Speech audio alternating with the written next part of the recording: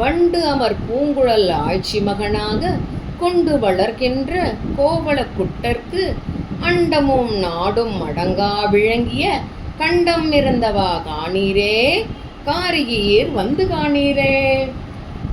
மலர்களெல்லாம் அப்படி கழுத்தில் போட்டுட்டு எப்போவும் அந்த மலர்களில் வண்டு மொய்க்கிறதாம். அப்படிப்பட்ட கூந்தலை உடையவளாம் யாரு? யசோத. அவ தன்னோட மகனா எண்ணி யாரை வளர்க்கிறா? கிருஷ்ணனை. ஆனால் அவன் என்ன பண்ணுறான்? அவன் தொண்டையில் அந்த உலகத்தையே உண்ட அழகான தொண்டையை உடையவனா இருக்கான். அவனோட கழுத்து அழகை பார்க்க வாருங்கோ அப்படின்னு சொல்கிறானாம். எம் தொண்டை வாய் சிங்கம் வா என்று எடுத்துக்கொண்டு அந்தொண்டை வாயமுது ஆதரித்து ஆய்ச்சியர் தம் தொண்டை வாயால் தருக்கி பருகும் இச்செந்தொண்டை வாய் வந்து காணீரே, சேழீர் வந்து காணீரே. இந்த ஆய்ச்சியர்கள்லாம் என்ன பண்ணுறான்னா, அவனோட தொண்டை பவழம் போல இருக்கான், சிவப்பாக இருக்கான். உதடுகளும் அதுக்கு மேலே அழகாக இருக்கான். சிங்க குட்டியாக இருக்கானா கண்ணன். அவனோட கொவ்வை பழம் போன்ற அந்த உதடை இடைச்சி பெண்கள்லாம் என்ன பண்ணாங்க, என் பிள்ளையேவான்னு எடுத்து அவனோட வாயில் முத்தம் கொடுக்குறாளாம்.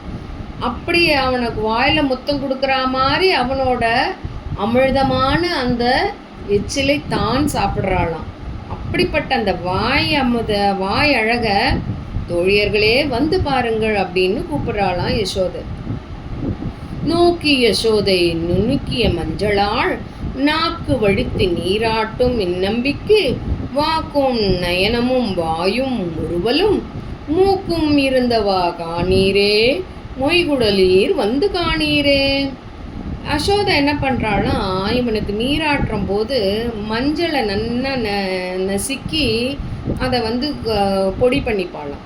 அதை நாக்கில் தடவி நாக்கை வழிப்பாளாம் கிருஷ்ணனுக்கு, அவனை குளிப்பாட்டுறச்சு. அப்போது என்ன பண்ணுறான்னா, அந்த நாக்கை அந்த அழுக்கு வழிக்கிறாள் இல்லையா, அந்த நாக்கை கொண்டு அவன் என்ன பண்ணுறான்னா, அம்மா அப்பான்னு அவள் அப்பாவையும் அம்மாவையும் கூப்பிடுற அழகு இருக்கே அது தனி.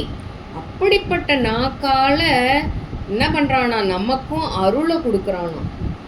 அப்போ அழகான திருக்கண்களை உடைய புன்சிரிப்பு மாறாத அந்த கண்ணனோட முகத்தை பாருங்க. அந்த கண்ணனோட முகத்தில் அது தாமரை பூன்னு நினச்சிட்டு வண்டுகள்லாம் மொய்க்கிறதாம்.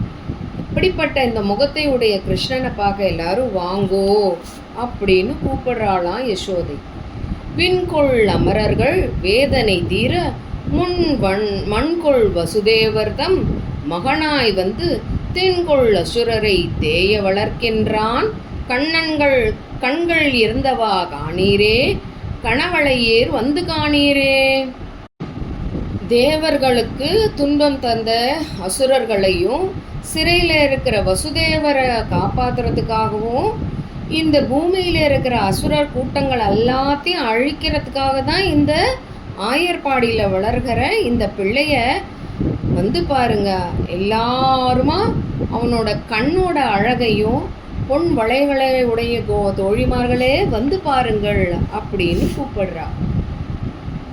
பருவம் நிரம்பாமே பாரெல்லாம் உய்ய திருவன் வடிவுக்கு ஒக்கும் தேவகி பெற்ற உருவு கரிய ஒளிமணிவண்ணன் புருவம் இருந்தவா காணீரே, பூன்முளையீர் வந்து காணீரே.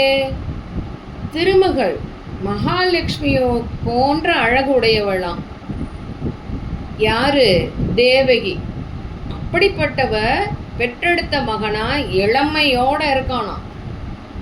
தன் முன்னாடி இருக்கிற பகை கூட்டங்கள் எல்லாத்தையும் அழிச்சு ஒழிக்கிறதுக்காக நீல நிறமுடைய கண்ணன், அவனோட உருவம் எப்படி இருக்கான்? கரும்பு வில் மாதிரி வளைஞ்சு இருக்கான். அவனோட எதிரிகளெல்லாம் கண்ணாலேயே எரிச்சிருவானா. அப்படிப்பட்ட கண்ணனா.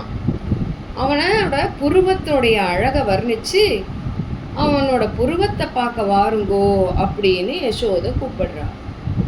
மண்ணும் மலையும் கடலும் உலகும் ஏழும் உண்ணும் திறத்து மகிழ்ந்து உண்ணும் பிள்ளைக்கு வண்ணம் எழில்கொள் மகரக்குடை இவை திண்ணம் இறந்தவா காணீரே, சேழையீர் வந்து காணீரே.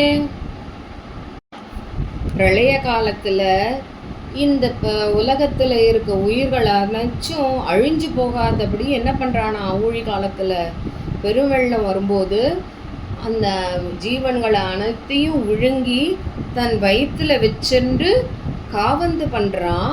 அப்படிப்பட்ட அந்த கண்ணன் தான் மகிழ்ச்சியோடு உணவு உண்ற அந்த அழகை காதில் சுறாமீனை போல வடிவம் கொண்ட காதனியை அணிஞ்சுட்டு இருக்கான்.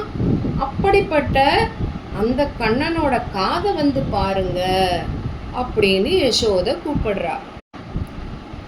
முற்றிலும் தூதையும் முன்கை மேல் பூவையும் சிற்றில் இழைத்து திரிதருவோர்களை பற்றி பறித்து கொண்டு ஓடும் பரமந்தன் நேற்று இறந்தவா காணீரே, நேரிழையீர் வந்து காணீரே.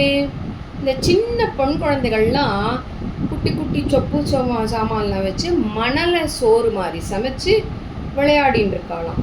இந்த கிருஷ்ணன் என்ன பண்ணுறான்னா அவள்கிட்ட இப்படி பேச்சு போக்கு காட்டி அவளோட சொப்பு சாமான்லாம் எடுத்துட்டு ஓடி போகிறானாம். அப்படி அவன் ஓடுறச்சே அவனோட நெத்தியில வியர்வை துளிகள் அப்படியே அரும்பி நின்றுருக்கான். அப்படிப்பட்ட அந்த நெத்தியை பார்க்கறதுக்கு தோழிமார்களே வாருங்கள் அப்படின்னு கூப்பிடுறாளாம். அழகிய பைம்பொன்னின் கோல் அங்கை கொண்டு கழல்கள் சதங்கை கலந்து எங்கும் மார்ப மழக்கன்றினங்கள் மறித்து திரிவான் குழல்கள் இருந்தவா காணீரே, குவிமுடையீர் வந்து காணீரே. நல்ல பசும் பொண்ணால் செய்யப்பட்ட கோலை கொண்டுண்டு மாடு மேய்க்கிறதுக்கு போகிறான். அந்த கொம்பை கொண்டு பசு மாடுகள்லாம் அங்கங்கே என்ன தெரியாதபடி ஒன்றா அப்படியே அரவணைச்சு மாடு மேய்க்கிறானா. அதெல்லாம் எங்கேயும் ஓடிடாத துள்ளி ஓடி அங்கே இங்கேயும் திரிஞ்சிடாதபடிக்கு ஒன்றா தன்கிட்டையே வச்சுண்டு, இல்லைன்னா காணா போயிடும் இல்லையா, அதனால் தன்கிட்டையே வச்சுண்டு அந்த மாடு கன்றுகளை மேய்க்கிறானோ அந்த கோலை கொண்டு. அப்படி அவன் மாடு மேய்க்கிறதுக்கே அங்கேயும் இங்கேயும் ஓடுறச்சு அவன் தலை கலைஞ்சு போய் அங்கேயும் இங்கேயும் செதறின்னு இருக்கான். அப்படிப்பட்ட அழகான கூந்தலை உடைய கடல்களை உடைய அந்த அவனோட முடியை பார்க்கறதுக்கு வாங்கோ அப்படின்னு கூப்பிடுறாளாம். சுருப்பார் குழலி யசோதை முன் சொன்ன திருப்பாத கேசத்தை தென்புதுவை பட்டன் வெறுப்பால் உரைத்த இருபத்தோடு ஒன்றும் உரைப்பார் போய் வைகுந்தந்தந்து ஒன்றுவார் தாமே.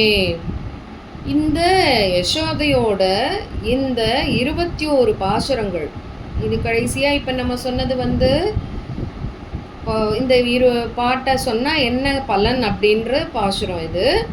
இந்த 20 பாசுரமும் கண்ணனோட பாதாதி கேசம் வர்ணிக்கிறா யசோதை. இப்படி வர்ணிக்கிற இந்த பாசுரங்களை யாரெல்லாம் சொல்கிறாளோ அவங்கெல்லாம் வைகுந்தத்தை போய் அடைவார் அப்படின்னு இந்த விட்டுச்சித்தன் சொன்ன இந்த 21 பாசுரங்கள். யார் விட்டுச்சித்தன்? விஷ்ணு சித்தர் தான் விட்டுச்சித்தன்.